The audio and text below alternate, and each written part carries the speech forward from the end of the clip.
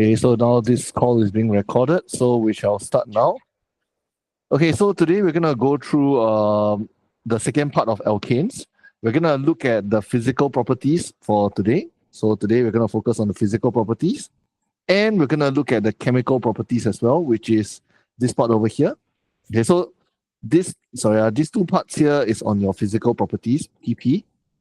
Okay, this part here, these next four parts is talking about chemical properties. So these are the things that we will be going through for today. Okay, so you can actually refer to your textbook as you go along as well. But for me, I'll just go through these worksheets. So you can use your textbook as a reference as you're going through the rest of this segment. Okay, let's start. So key thing here, we're going to relate back to quite a fair bit on bonding. So today we're going to focus back on bonding quite a fair bit. Okay, and you're going to look at chemical equations also. So you realize your organic chemistry actually relies quite a bit of your foundational knowledge back in Sec 3. So bonding and chemical equation, these two you're going to see quite a fair bit. And it's actually good revision as well as we are doing this particular part of this chapter. Okay, so let's start. So alkanes, they're actually covalent compounds. Why are they covalent compounds? Because they are made out of hydrogen and carbons only. These are actually non-metals. So because they are non-metals, obviously they are covalent compounds. And just to let everyone know, they are actually simple molecular structures. Okay, simple molecular structures. And hence, their physical properties actually follows that of a typical covalent compound. So what are the properties, or what are the physical properties of typical covalent compounds? You actually have low melting boiling point. They're usually insoluble in water. They are generally soluble in organic solvents. Now, there's still one more for typical covalent compounds that's not included here. What do you think it is? Okay, Akid, since you're not muted. Akid, come help me. What do you think is, you mute now, no point. Faster, unmute yourself. What's the question? What is the physical property that you need to know how to explain for bonding that's related? That's not included here, but it's related to your typical chemical bonding one. So got melting boiling point, got solubility, there's one more. Viscosity. No, viscosity, we're going to explain specifically to alkanes in the organic chemistry part. But when you did chemical bonding, you didn't do viscosity. Correct? What's another one? Start with Ian. Electricity. Yes, correct. It's electrical conductivity. So in covalent substances, when you look at bonding, we talk about electrical conductivity, whether they can conduct electricity or not. Okay? So for simple covalent substance or substance with simple covalent molecular structure, they actually cannot conduct electricity. So they're actually poor conductors of electricity. Can? So far okay? Thumbs up if okay. Press your emoticon. Okay, good. Okay, can. Okay, so this is just to do that quick recap on bonding. Okay, now, the thing is this, because alkanes, you can go down the homologous series from one member to the next. So you realize we will keep saying this quite a fair bit, okay, in terms of going down the homologous series from one member to the next. What it means is, from methane, where it's 1 carbon, I jump to 2 carbon, I jump to 3 carbon. This is what it means by going down the homologous series. Okay, what is so special about going down the homologous series? There's a gradual change in the physical property. Okay, there is a gradual change. So what is this gradual change? Okay, that's where the trend comes in.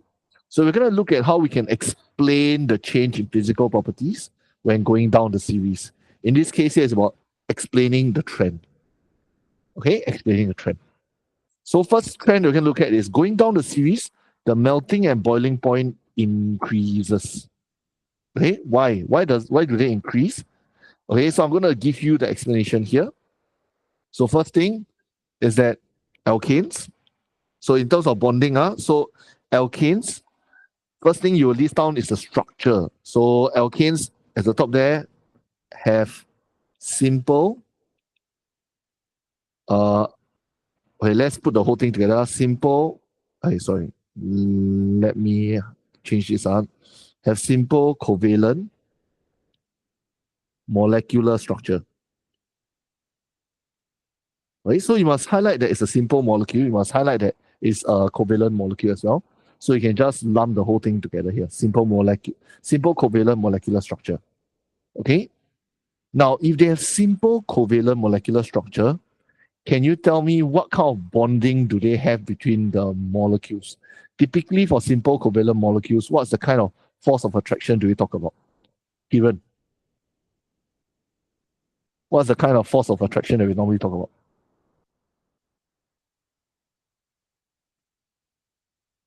I'll give you the first word. It's called weak. Weak what? Molecular. Okay, weak intermolecular force of attraction. So they have weak intermolecular force of attraction.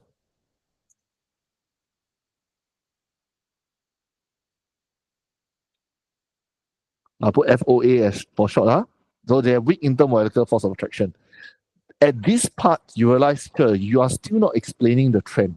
You just tell me melting boiling point only, right? I know the melting boiling point is linked to the weak intermolecular force of attraction, but how does going down the series cause the melting and boiling point to increase? So this part here is just to lay out the basics in order for you to be able to explain it further. Okay, so this one here right now is just to lay down the basics for you to be able to explain it further. So next one, we're going to talk about trend now. So going down the group,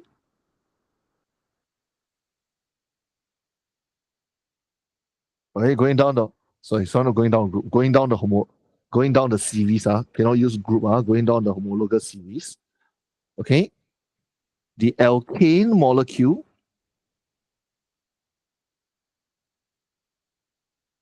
what will happen? The alkane molecule, as you go down the series, what do you realize here? The alkane molecule will what in size? Joachim, I help you here. Increase in size. Yep. The alkane molecule will actually increase in size because there's more carbon, there's more hydrogen. And if there's more carbon and more hydrogen, actually the key idea is not just about the size, but because there's more carbon, more hydrogen, hence the MR will increase. Right? Hence the MR will increase. So Eugene, Yes. when it says like goes down the series, right? Is it like the amount of like carbon, like the chain will become longer? Yep. So that's why you look at methane, ethane, propane. So this is actually going down the series. So you are looking at from 1 carbon to 2 carbon, 2 carbon to 3 carbon, 3 carbon to 4 carbon. So the chain itself is increasing. But you can also think in terms of the molecule also getting bigger and bigger. So I don't look at it in terms of the number of carbon chains. I just look at how heavy the molecule is. The heavier the molecule in terms of MR, actually what's going to happen next is that this will actually cause, this will cause the weak intermolecular force of attraction to increase in strength. Now, this part here, you realize still haven't explained, because whenever we talk about melting boiling point, it's not just about the force of attraction, right? It's about the energy required to overcome this force of attraction. Okay, so by having the bigger molecule, this will cause the weak intermolecular force of attraction to increase in strength. And because the strength increase, this means more energy is required to overcome it. Okay, so this is the explanation in terms of the trend. So you realize that this is not just about hydrocarbons itself. This is really an explanation in terms of chemical bonding. Okay, so this is an explanation for chemical bonding. Ken? So, Mr. Eugene, yes? why do the intermolecular forces of attraction increase in strength as the molecule becomes bigger? Okay, so this one is not totally in your syllabus. Actually, this is not in your syllabus. Okay, the further explanation is not in your syllabus. Okay, I say again, the further explanation of it. So this is actually what you need to know. But I'm going to share with you something extra. Okay, so this whole idea about having bigger molecules means stronger intermolecular force of attraction has to do with this thing called an induced dipole. Okay? Induced dipole interaction.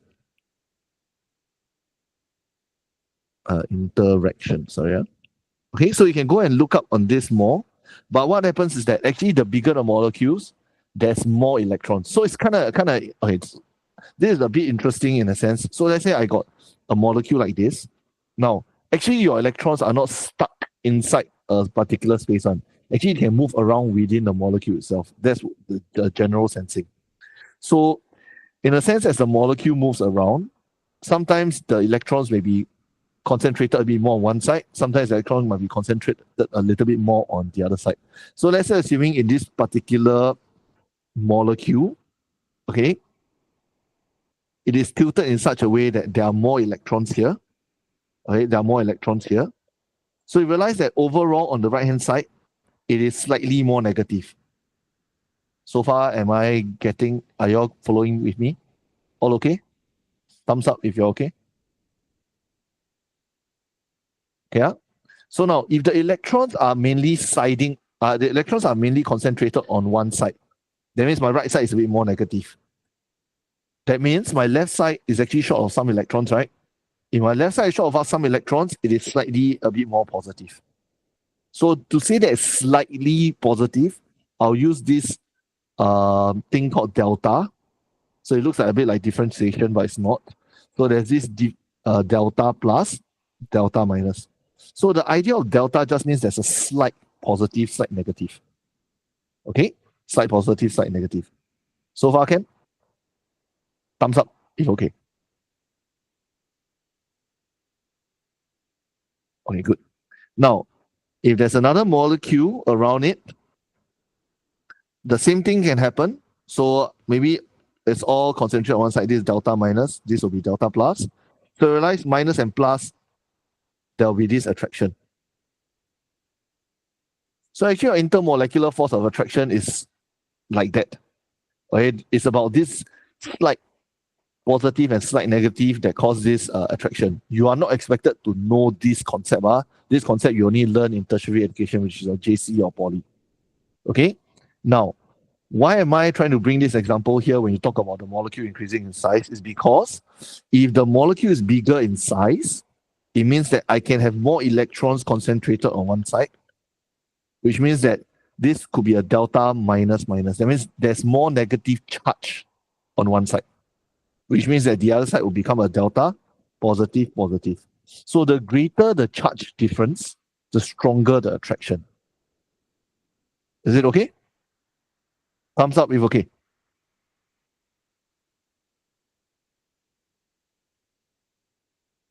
Okay, can. So just take note, this is not in your syllabus. Okay, this is not required in your syllabus. You just need to know how to explain in terms of whatever I drew right over here. But this will be useful to get a sense of understanding of why there is this bigger molecule means that greater intermolecular force of attraction. Okay? Okay, next one, viscosity. Now, viscosity is about how easy the substance is flowing when it's a liquid state. So if I say viscosity increases, means that it flows less easily. Okay?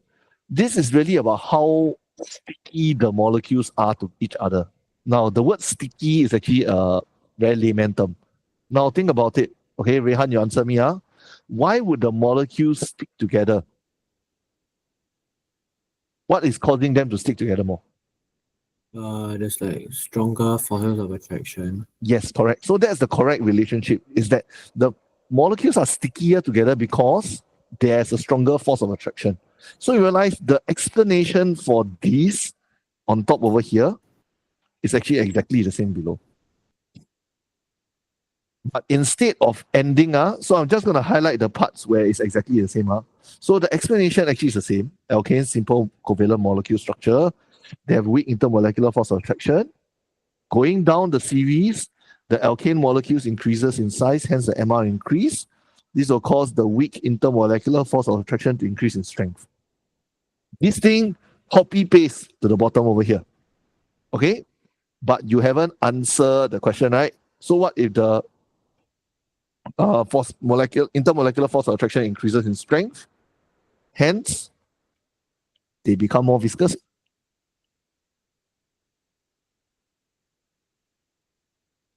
Okay, so there's no need to memorize an extra set of explanation. It's actually the same set. It's just that at the top, when you talk melting boiling point, it's about the energy required to overcome the force of attraction. Whereas you talk about viscosity, it is that the thing becomes stickier. So because the stickier concept, you just talk about viscosity, then can already. Okay? Thumbs up if okay.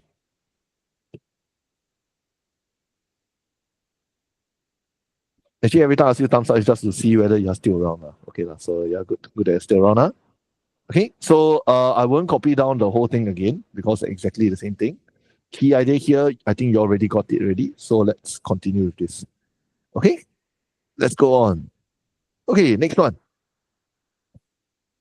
Okay, it's mentioned that alkanes are generally unreactive. Unreactive. So question is, why are they unreactive? Now, key idea here, when you talk about the reaction of alkanes and alkenes, you're actually looking at breaking the C-C bond and the CH bond. In alkanes, you're looking at trying to break the C-C bonds and the CH bonds. So if I were to break them, then it will react because alkanes, what you're doing when you're reacting with it is trying to change the H or change the C inside the whole alkane molecule. So if I cannot break the C-C bond, I cannot break the CH bond, then I cannot react. Okay, that's the general concept. So if I were to ask you, okay, Ryan, help me. CC bonds, CH bonds, are they strong or weak based on this first sentence that I underlined there?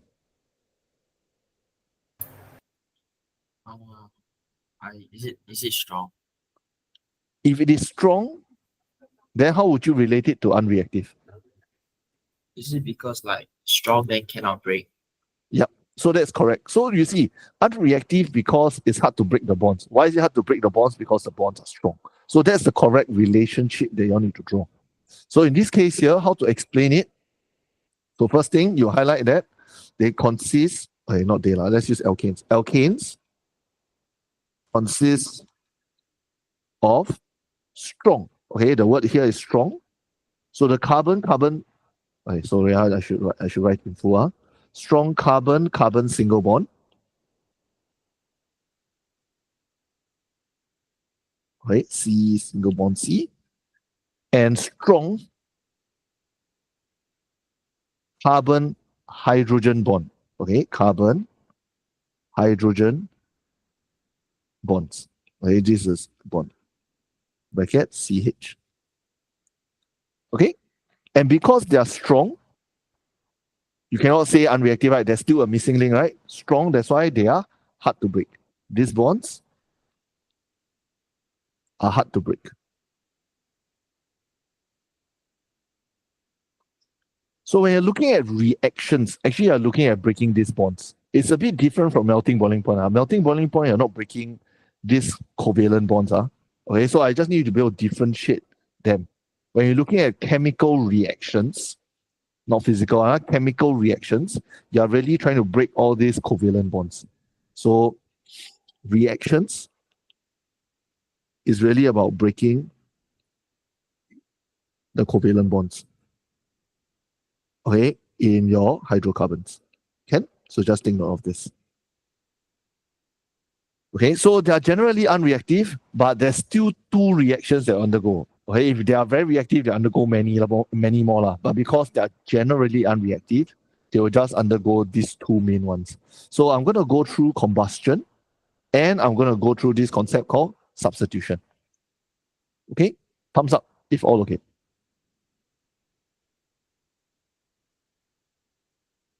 Okay, very good. So I presume everybody copy finish already. So if you haven't copy finished, just tell me, then I'll just pause here a bit longer, okay? So yep. Let's carry on. So the next part here, we're gonna go into combustion. Okay, what exactly is combustion? So complete combustion, the word here complete is important. Complete combustion occurs when what? Alkanes burn readily in excess air. To be more precise, it's actually excess oxygen. So it's about the alkane reacting with oxygen.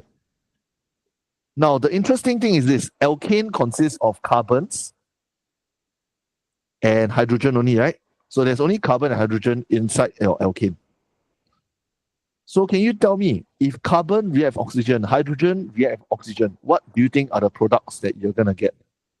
Okay, actually it's at the bottom there, but let's tell me. I haven't called who? I want to call Aki again. Aki, come, help me. Hello. What would you get? Carbon dioxide and water.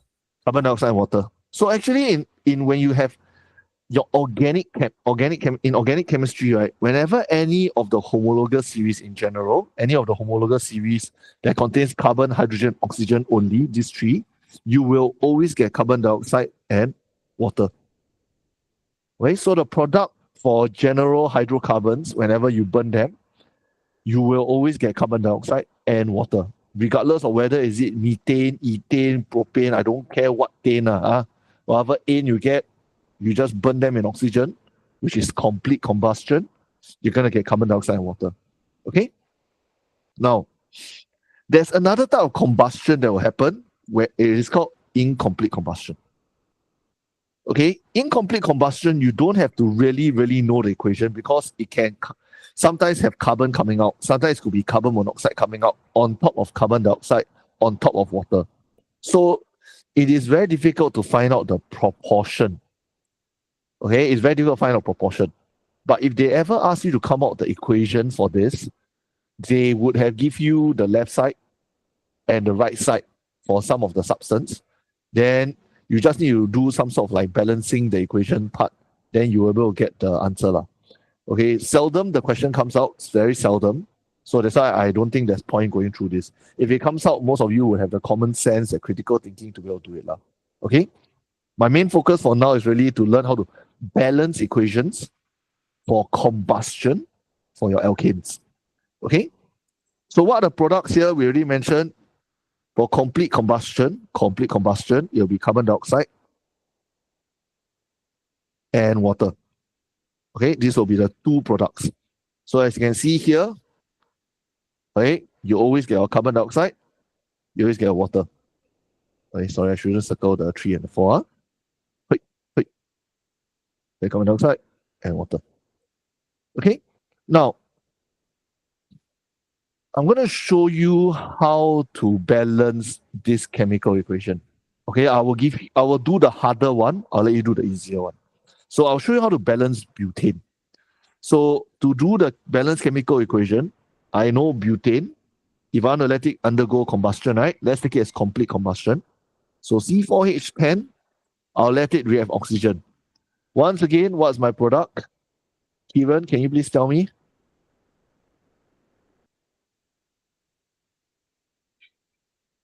Cannot hear you. Carbon dioxide and water. So carbon dioxide and water. So you will write down the products and the reactant first. Okay, before you start balancing, right? Just like any single balance, just like any simple chemical equation. Now there is an order. I think there is an order that I want you to balance the chemical equation when it comes to combustion. What is the order? First thing is carbon. Second is hydrogen.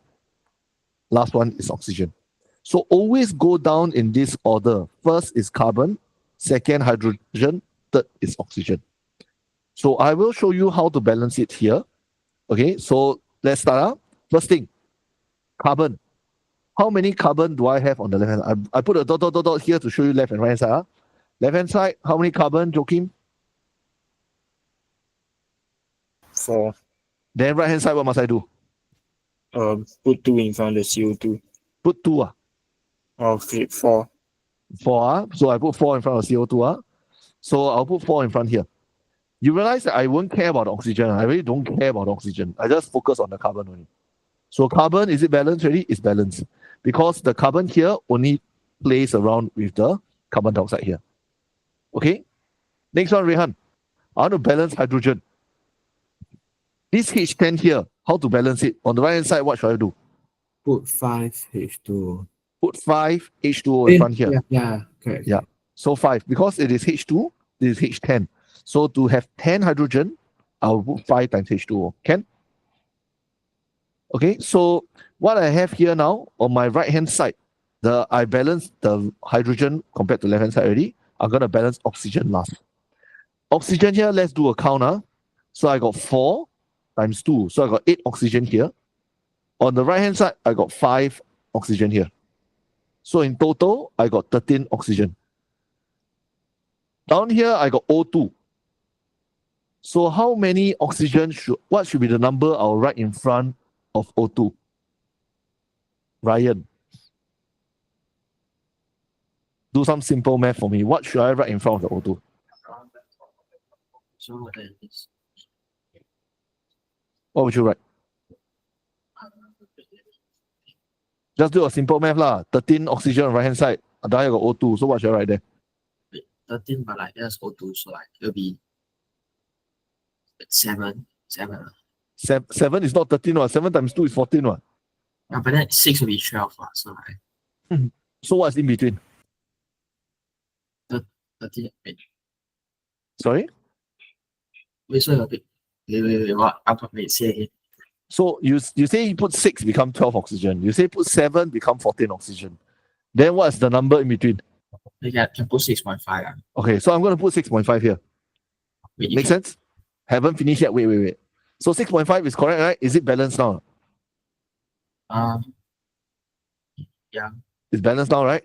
Okay, so Ryan, thank you very much. Now, Akid. Go right to Akid. Akid, come. Hello. Have you ever written 6.5 in your balancing chemical equation? No. No, right? So what can I do now? Times everything else by half. Times everything now by how much? By 2. By 2 lah. So this is not the n. This is not the n. Because you cannot have a 6.5 there, right? Sometimes you might see some other places they put a 6.5. But for us, let's balance chemical equation with whole numbers. So if I want whole number, I'll times everything by 2.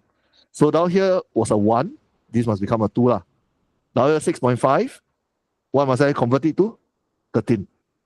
Here 4 must become 8. Here 5 must become 10. So I'm going to rewrite the whole equation at the bottom here using different color. Let's use blue. Okay, let's use blue. So this will now become 2C4H10 plus 13O2. What it's going to give me is 8CO2 plus 10H2O. I want to iterate this point is because many of you, when you see that 6.5, you get stuck. You just leave it there because you say cannot balance. Okay, but actually all you need to just put that number in there. Once you put the number in there, actually automatically, that doesn't make sense. What I can do is just multiply the whole thing by 2 and I can get a final answer. Okay, so there is a final 4th step, which is to make sure that there's make all into whole numbers. Okay, make all the ratio make all the ratio into whole numbers. Can? Thumbs up if okay. Got question can ask also. Mr. Eugene, is there like order for balancing normal chemical equations? Don't have. It's really just purely for this one only. Because if you don't balance it in this order, actually chances you will struggle with balancing it. Because there's oxygen across the carbon and hydrogen as well. Because of the water and the carbon dioxide. So that's why this is the suggested approach. It will make balancing a lot easier. Then how do you balance normal chemical equations? That one What element do you balance first? actually doesn't matter. That one is really try. You just go left, then go right, then go right, then go left. That one you find me separately. Okay? Yeah. Can? Okay. So I'll leave heptane to you. So this one will be your homework. Please go and try it to balance it. Okay? I won't go through this one. This one is for you to try. Because I've done the harder one for you, which is butane. If you want a bit more challenge, then okay, I'll give it to you. You can go and try octane. Okay, octane is C8. Now I'm going to test you. Just now I ended off with who? Ryan, right? Correct? Me. Oh, Akid, is it? I know Akid, correct. Then now it's Kieran's turn. Okay, Kieran, first thing, what's the general molecular formula for alkanes? Recap a bit. CN what?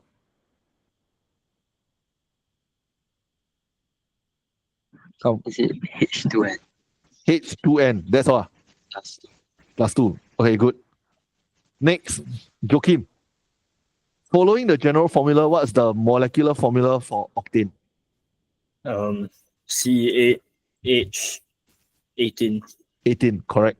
Okay, so for octane, you all can go and try to go and do the balanced chemical equation. Okay, so heptane will be 1. You can go and try for octane. If you find that octane, you're still not so confident after you try the heptane and octane, you can actually go and do more examples. You just randomly create some alkane, can do the C100 if you want, and from there go and figure out how to balance it. Okay? Okay, so that's for combustion. So what we have covered so far, based on the chemical reaction, based on part B, we are looking at the combustion. So that is the first reaction that we actually went through, which is combustion of alkanes. Okay?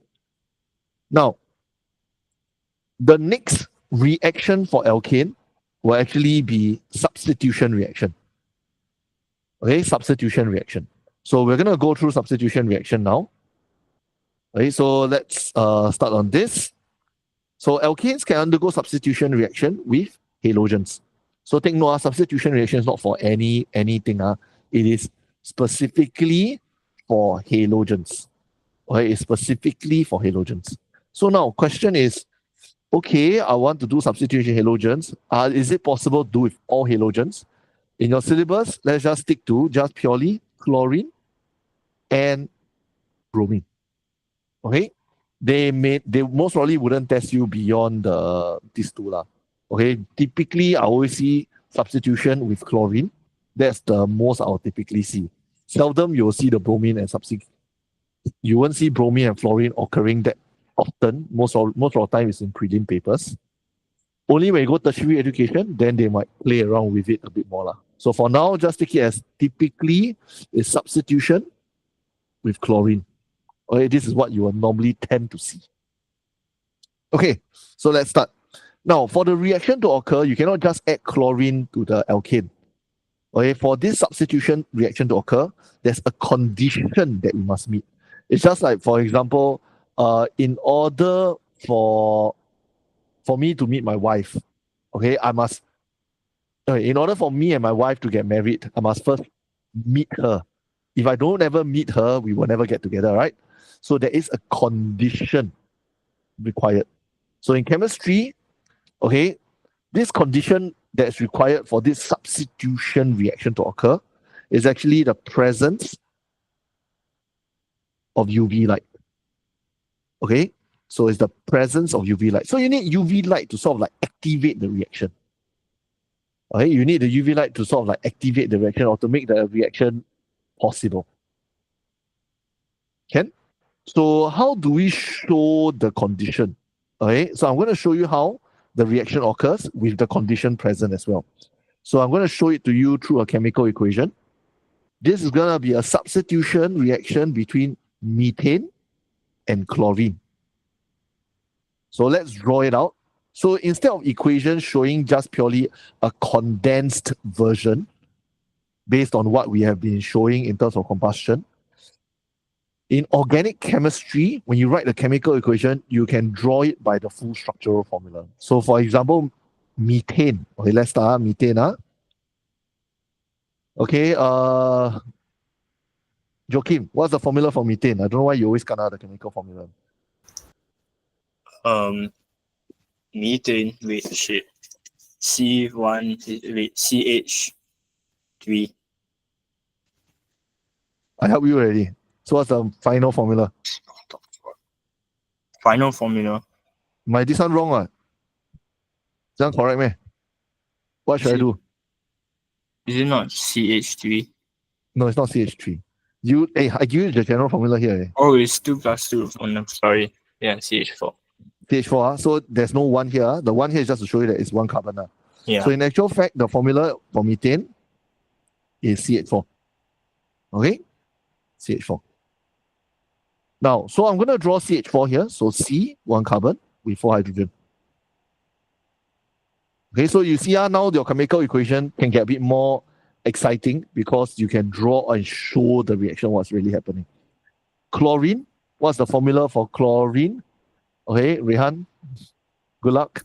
Come. Cl. Cl2, correct. Okay, so this one has chlorine reacting, has Cl2. Now, Ryan, can you tell me between the two Cl, is it single bond or double bond or is it triple bond? Is it single? Yeah, it's a single bond, huh? Okay, because if you look at the valency, so the valency is that 1, 2, 3, 4, 3, 2, 1 that you write on top of the periodic table. Chlorine belongs to group 7, group 17. So group 17, the valency is 1. Means that they only form 1 bond. Okay? 1 covalent bond. So in this case, this is correct lah. Okay, now. So this is the two reactants, methane plus chlorine. The condition is UV light. So I'm going to write UV light here. Okay, so this is how you go about writing the condition. You write on top of the reaction arrow. So it's possible that the reaction arrow is long. So it's possible that you can actually draw the reaction arrow longer. So instead of like what I've drawn there, so you can actually draw it longer. Okay, and you write UV light on top. Now, Akid, you play soccer, right? I see all of you like to play soccer in class, right? How they take the ball and kick around, right? Correct or not? Akid, you help me. What exactly does it mean to be substituted? You take one person out, put another one in. Okay. Now, if I got two molecules, what do you think is a substitution? I take out 2H. Yeah, I take out 1A. I take out 2H, put 2Cl. Okay, but I can only do one at a time. So I don't want to do two there. I can only do one at a time. What do you think will happen? Okay, what do you mean one at a time? You say you take out 2H and you put 2Cl in, that's doing double substitution. Oh, So I can only do one substitution at one time. So in this case here, this reaction, what do you think will happen? By what you explained just now, what do you think will happen? take out carbon. Oh, carbon cannot take out, sorry. I don't know. Just now you already say, you just continue what you say just now. Yeah, then take out the hydrogen and put chlorine in. Yeah, lor. So it's only one hydrogen substitute with one chlorine. So let's focus on this one and this one. So what I'm going to do is I will literally swap these two atoms around. So if I swap these two atoms around, what's going to happen is I will draw the rest in first plus something Cl. Okay. Kiran. So what do you think will be at this on the methane now? Can you see that blank space there? What do you think I'm going to draw there? Kiran.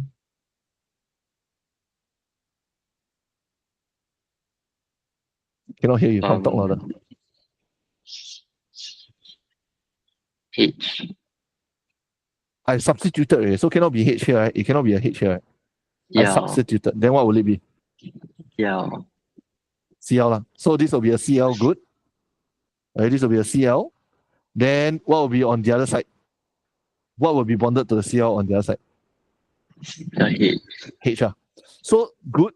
This is really what it means by a substitution reaction. You can see the H and the Cl swap places. This is one substitution reaction.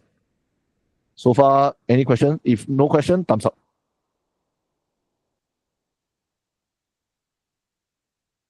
Okay, that's good. Now, so I won't bog you down with the name, but okay, just to let you know, previously this is called methane, right? Now, there's one chlorine attached to the methane now, right? So this is actually called a monochloromethane. Sometimes they will just say chloromethane lah. They assume that like they're very lazy scientists. Sorry, let me rephrase. Efficient. So instead of writing monochloromethane, it's understood when you write chloromethane, they just assume that it's one chlorine attached to the methane. Can? Any questions for this naming portion? The monochloromethane. Thumbs up if okay.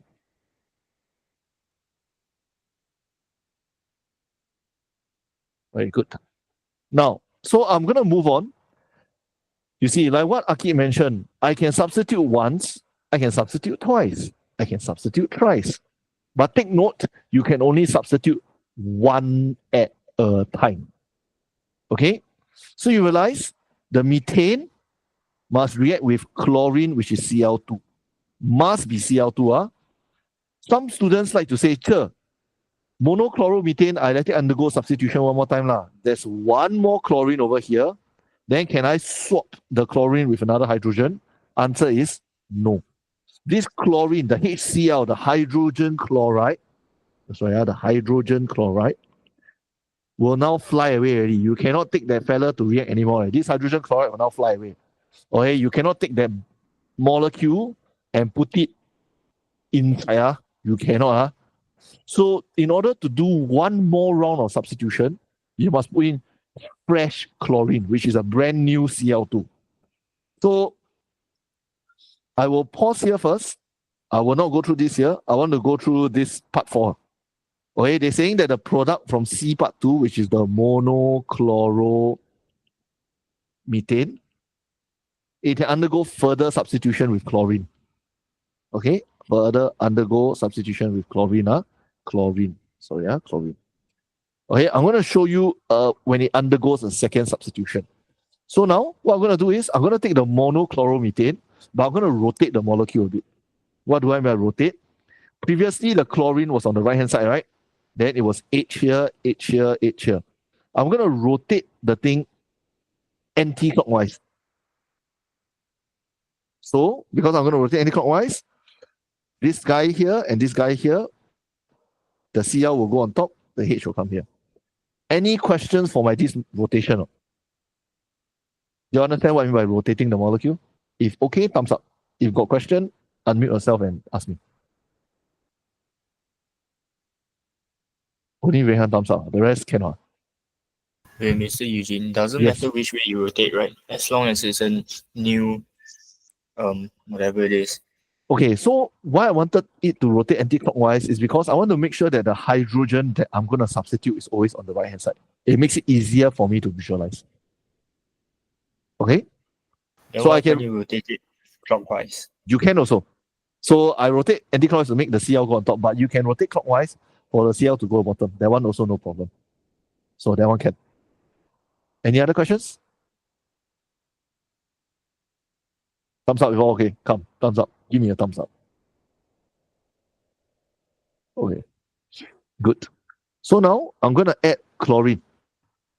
Okay, so think it's a fresh chlorine, Cl2. Okay, now, since joking now, Rehan, I want it to undergo substitution one more time. I want the monochloromethane to undergo substitution one more time. What in the methane will undergo the substitution? Is it the carbon, hydrogen, or chlorine? Hydrogen. Hydrogen. So I want you all to just take note. When you undergo this substitution reaction for the alkane, it's actually the hydrogen that's undergoing the substitution. Okay? So I'm going to focus on this H. And once again, I will focus on this Cl also. So as it undergoes substitution, just think of it as these two will swap position. So I'm going to draw the new molecule now. So this will now look like that.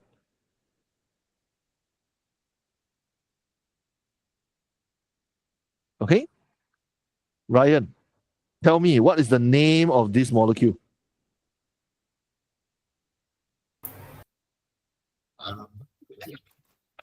Is it double chloromethane? Okay, so double chloromethane is wrong, but it's correct also. In chemistry, you don't use the word double. What do we say when there's two? Think of something that we did just now. There's carbon monoxide, right? There's also carbon what? Dioxide. So di represents? Two. Two. So what do you think will be the name I'll put? Dichloromethane. Yep. Dichloromethane. Can? So this is a dichloromethane. So think of methane, undergo substitution one time, become monochloromethane. Undergo substitution one more time, become dichloromethane.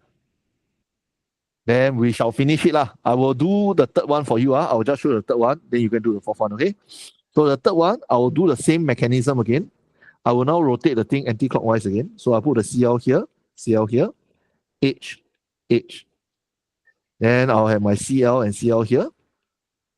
Then I'm gonna do the substitution. So I'm gonna put them in blue again. This one and this one substitute. So substitute. So what I'm gonna get is Cl, Cl, Cl, and then H at the bottom plus a HCl. Okay, so this guy here now is 3-chloromethane. Of course, it's not no such thing as 3-chloromethane lah. If I want to say 3 in my chemistry term, I'll use the word tri. So this is a trichloromethane. Can? Any questions for this one?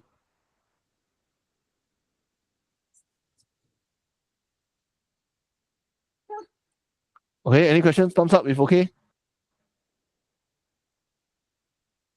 Mr. Eugene, what's the fourth one called? Fourth one will Oh, be there's called no more hydrogen at all. Oh, okay. tetrachloromethane. Okay, so this one will be your homework lah. Those of you who have done it, then good lah. I realized I took about 15 minutes or about 15 minutes to go through until here already. But Mr. Eugene, Yeah.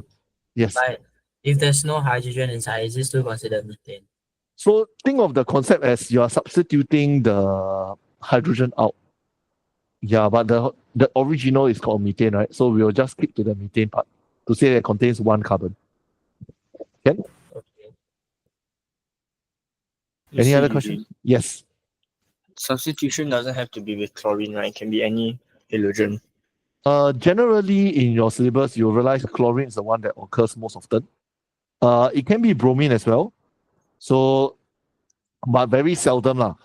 Just remember the condition is that it must be having UV light. Oh, sorry, I realized I forgot to write. So along all these lines, can you please make sure that you're going to write the word UV light? Because the UV light is the condition. Without the UV light, the reaction will occur. Can? Okay? So UV light. The last one, if you draw it out, you should also have the UV light there. Okay, back to this. I'll end off with this part 3 now. With reference to all the equations that you've seen, right? Why is it termed as a substitution? Key idea here, we keep mentioning what are the 2 things that's being substituted. Ryan, what are the 2 things that are being substituted? Hydrogen,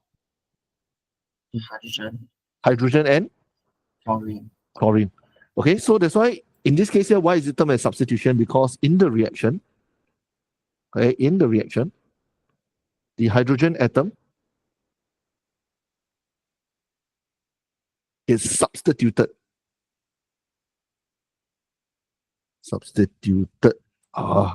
Sorry. Let me rewrite this. Substituted, okay, by a chlorine atom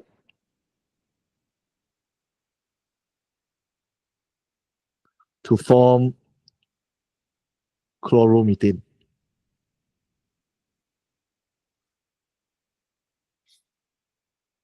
On the side note, the byproduct is hydrogen chloride. So the focus is really on this part where you say the hydrogen atom is substituted by a chlorine atom to form chloromethane.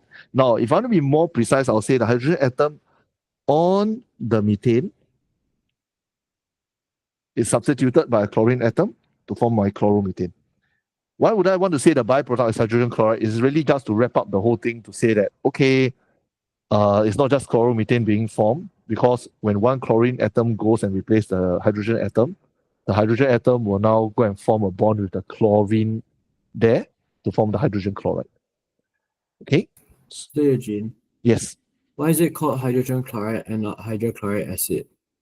Hydrochloric acid, you only write that down when it is dissolved in water. So in this case here, the hydrogen chloride, actually the question you ask is does it have water? Actually, alkane doesn't dissolve in water. So alkane itself is an organic solvent. When you let it react with your chlorine itself actually is a gas. So to be more precise, if I want to be clear on this, right? So actually this methane here is a gas. This chlorine here is a gas. My monochloromethane actually is a gas. This hydrogen chloride is a gas. Actually, it's a gaseous reaction. Every single thing is a gas over here. Can? Okay. So that's why it's not a hydrochloric acid, because there's no water for the hydrogen chloride to dissolve. Only when it becomes an aqueous state. So when you put it in water, when it becomes aqueous, then you can call it your hydrochloric acid. Can? Because dissolve in water to give you H plus ion, that's why it's called acid. Okay? Oh, okay. But these are good related questions. So you can realize that organic chem actually helps you to revise the chapter itself, revise the various chapters itself quite nicely as well. So as you do organic chem, it's a good thing to recall all the various things that you have studied, okay, and really strengthen on the concepts from there as well. Yeah. Okay, any other questions for today?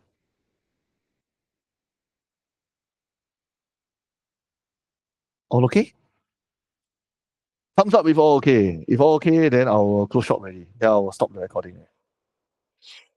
Okay, so I will upload this onto our Google Classroom for you all to go and visit, and it will be on the YouTube channel. Okay, so that's all, everybody. Bye-bye. See you.